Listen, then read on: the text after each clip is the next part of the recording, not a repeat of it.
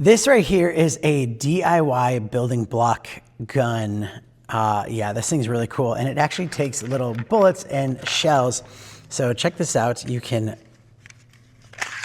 put your shells in there. It does come with all of this stuff. And it even comes with this little stand that you put together as well, holding it together. So you have your bullets in there and you're just gonna pull the trigger and watch. I'll show you what it looks like, but also you can put this little guy on there too for aiming if you want to.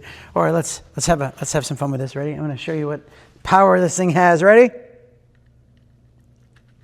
Woohoo! And I love that the casing even comes out as well. Like, I don't know if you saw this, but let's try it again. You can see I'm gonna shoot over there and watch this. It's gonna come out. Ready? 1, 2, 3.